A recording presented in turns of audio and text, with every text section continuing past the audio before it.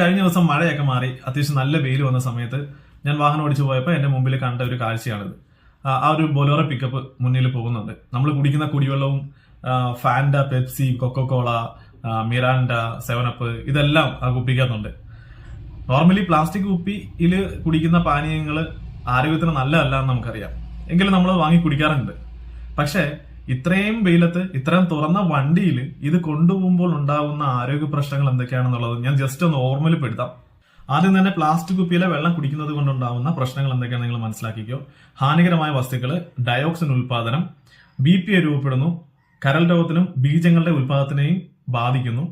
ഇനി പ്രതിരോധ ശേഷിയെ ബാധിക്കുന്നു. ഇനി ഇതുപോലെ ചൂടേൽക്കുന്ന പ്ലാസ്റ്റിക്കിന് എന്താ സംഭവിക്കുന്നത് വെച്ചാൽ, ചൂട് കാലാവസ്ഥയിൽ പ്ലാസ്റ്റിക് ഉരുകും. നാം പ്ലാസ്റ്റിക് കുപ്പികളിൽ വെള്ളം സൂക്ഷിക്കുകയും കാറിലോ മറ്റും വെക്കുമ്പോൾ അത് സൂര്യപ്രകാശം ഏൽക്കുകയും ചെയ്യും.